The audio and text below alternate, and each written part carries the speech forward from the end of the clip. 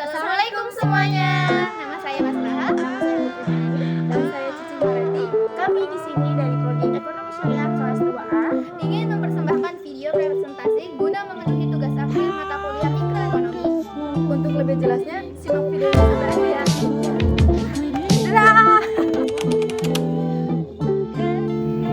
Materi pertama yaitu tentang prinsip-prinsip umum ekonomi Islam.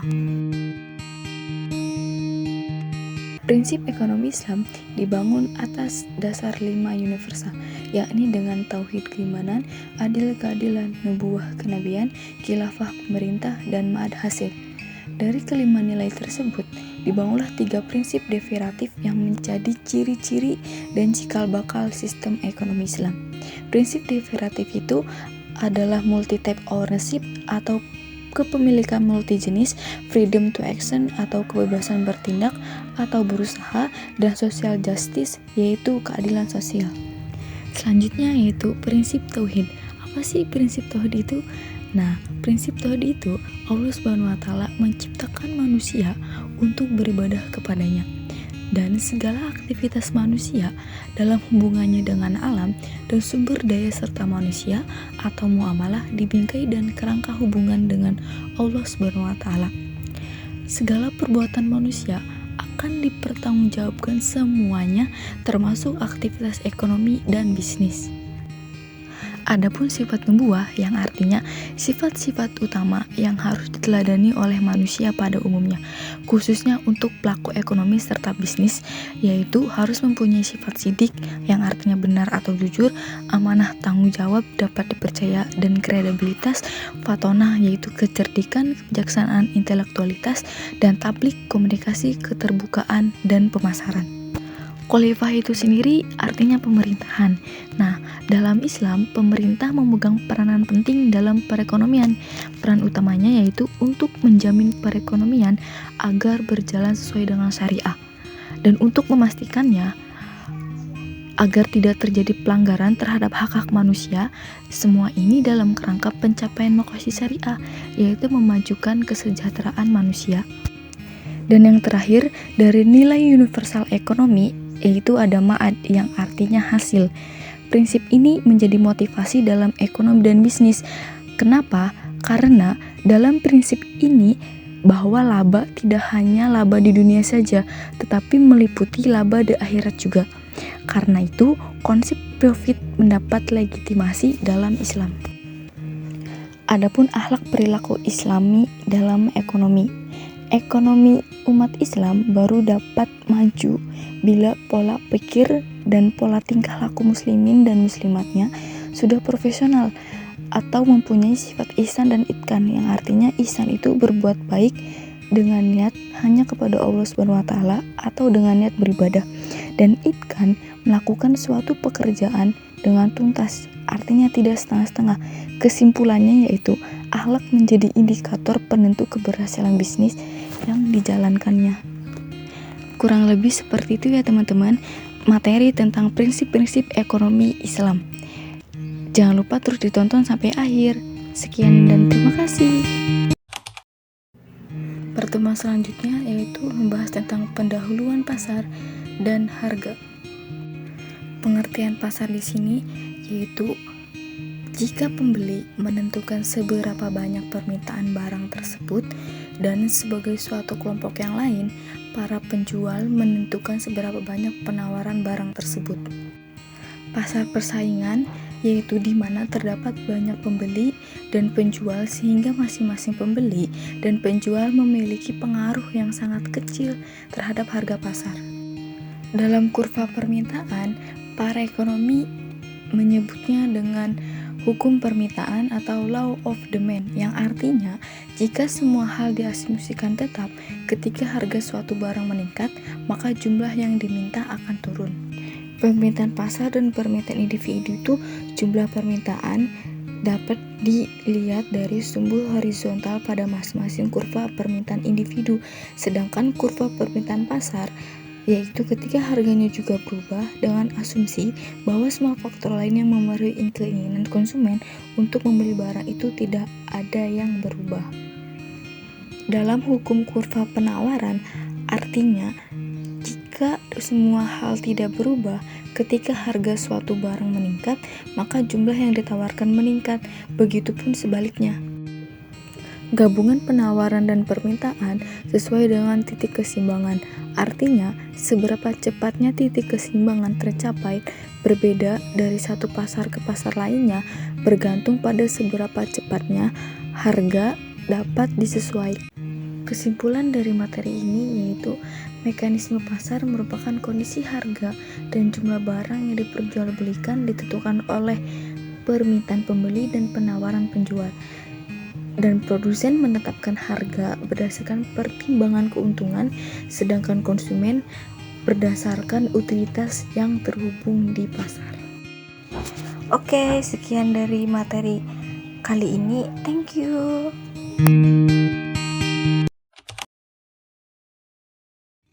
Pertemuan ketiga yaitu tentang asumsi rasionalitas dalam ekonomi Islam.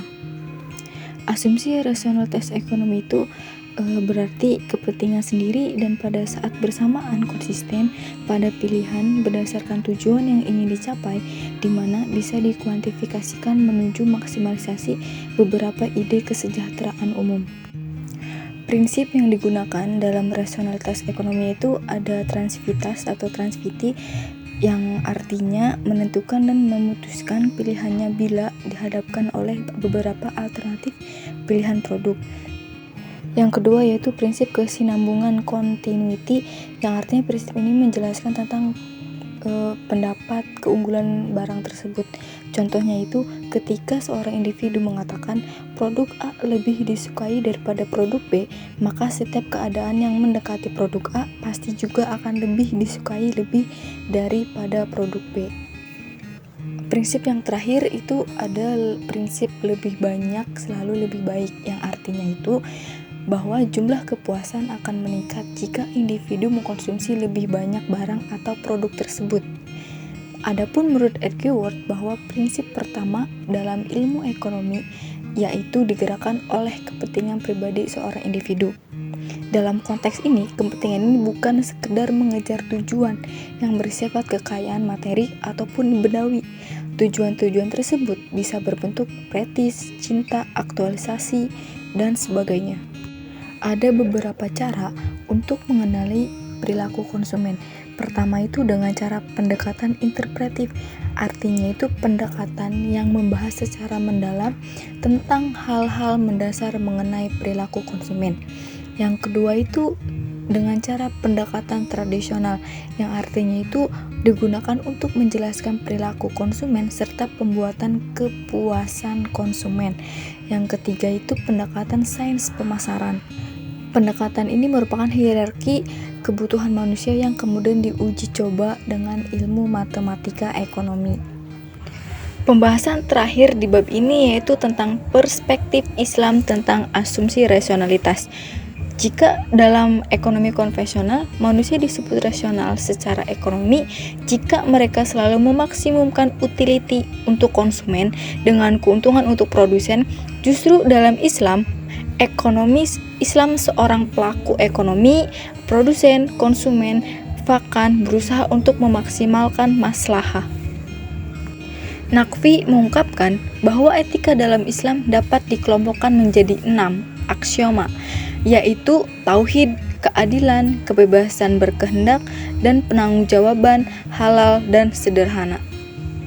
Kurang lebih seperti itu penjelasan tentang rasionalitas ekonomi Islam di bab ini. Terima kasih sudah menonton. Di bab ini akan membahas mengenai konsumsi Islam. Ada dua sudut pandang mengenai pengertian konsumsi Islam menurut para ahli. Yang pertama menurut Manan yang ditulis oleh Muhammad dalam bukunya, yaitu buku Ekonomi Mikro Islam, yang pengertiannya itu konsumsi adalah permintaan, sedangkan produksi adalah penyediaan atau penawaran. Menurut Kaf dan Agil Said Omar yang menyatakan bahwa tujuan konsumsi Islam tidak hanya untuk kepuasan, sehingga yang dibelanjakan hanya barang konsumtif saja, akan tetapi harus mencakup kepuasan material dan kepuasan akhirat kelak. Karena itu, menambahkan zakat dan sedekah dalam teori konsumsi Islam.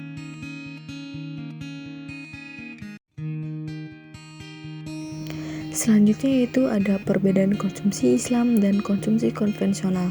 Nah, di dalam konsumsi konvensional, konsumsi tidak memiliki norma atau peraturan. Salah satunya menjadi pembatas dalam arti luas seperti ketersediaan sumber daya, kelangkaan. Dalam arti sempit, kelangkaan budget yang dimiliki.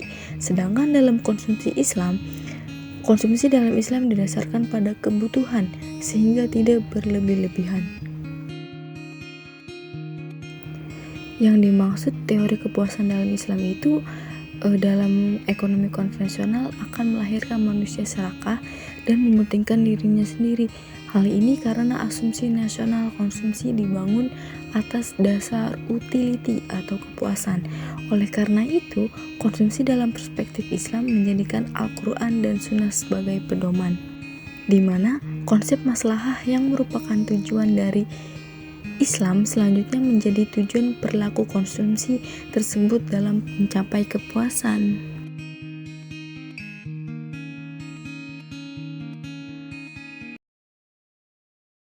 Materi ke-6, 7, 9, dan 10. Materi ke-6 yaitu tentang teori permintaan Islam. Kurva permintaan barang halal adalah kurva yang menunjukkan hubungan antara harga barang halal dan jumlah yang diminta oleh konsumen dalam konteks barang yang halal dan sesuai dengan prinsip-prinsip agama Islam.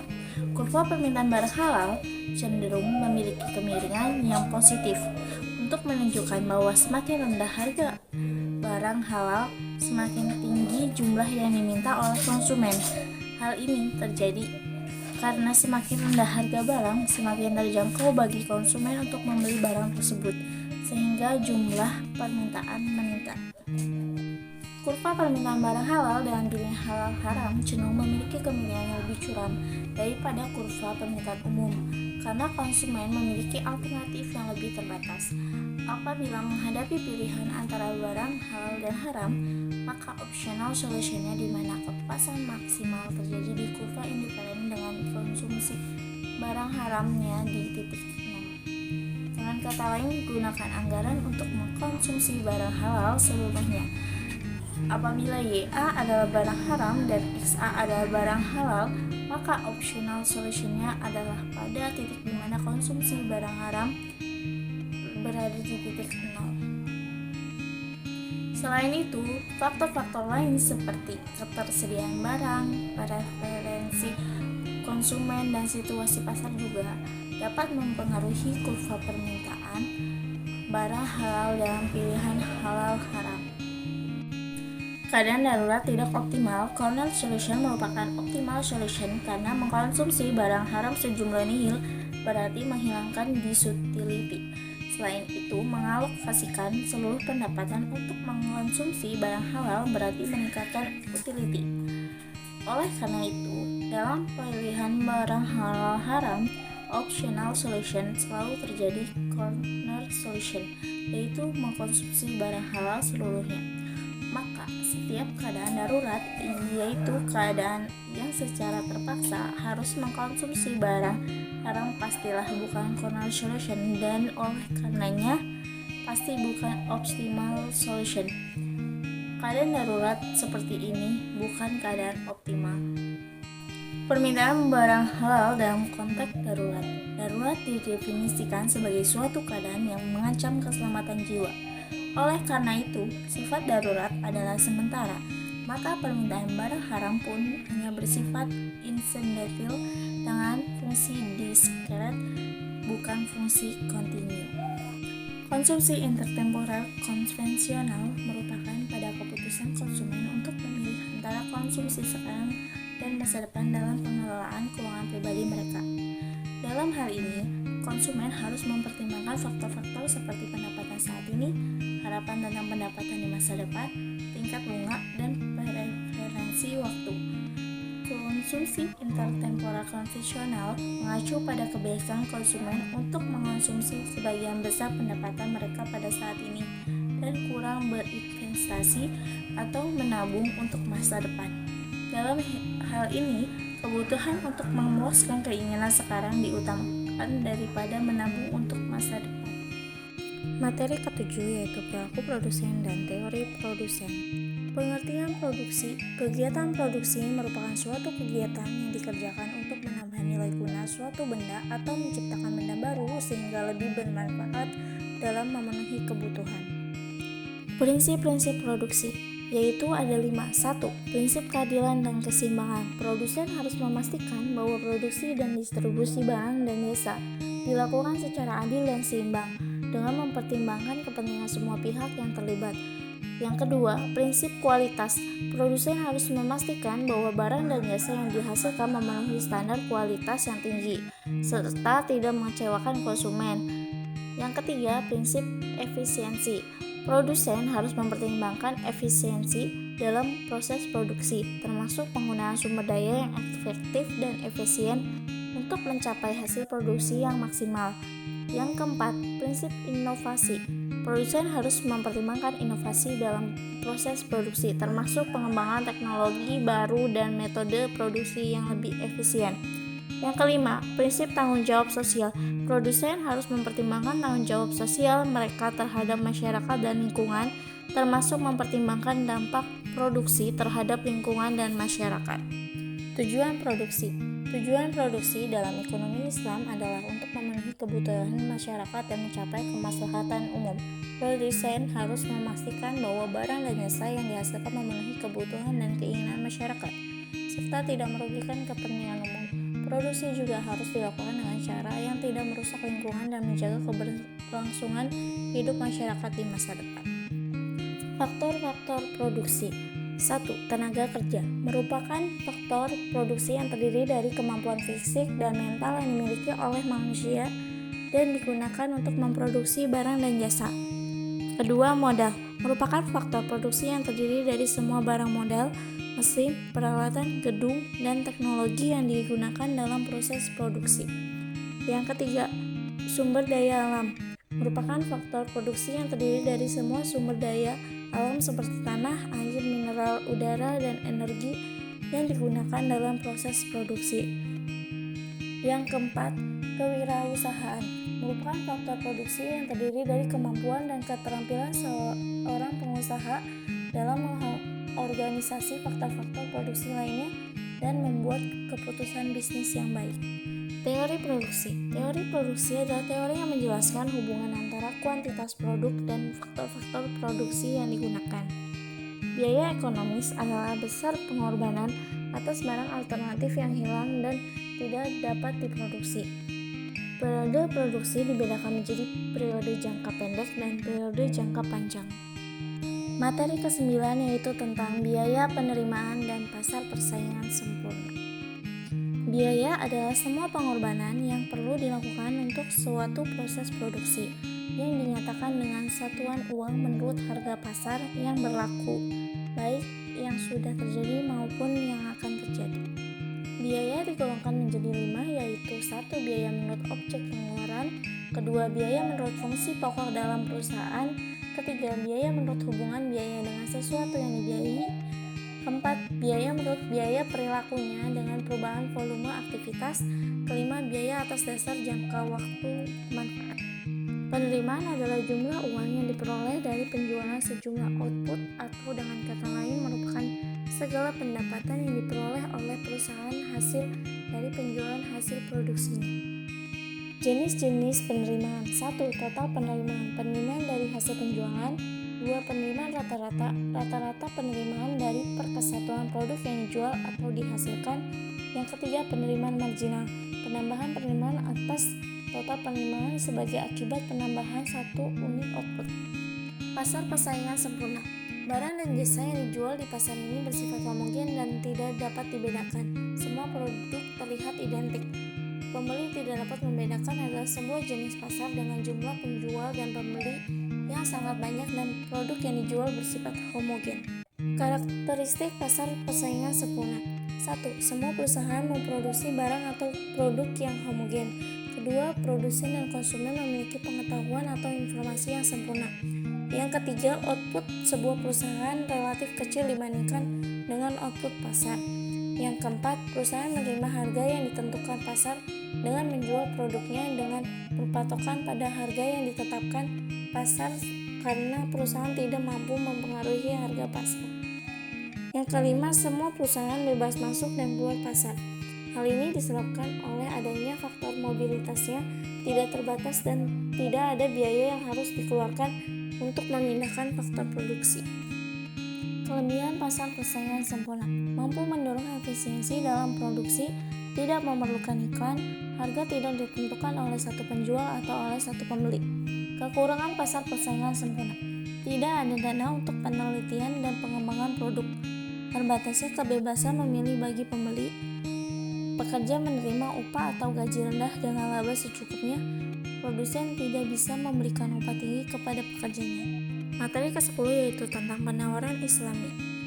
Penawaran adalah gabungan seluruh jumlah barang yang ditawarkan oleh penjual pada pasar tertentu, periode tertentu, dan pada berbagai macam tingkat harga tertentu.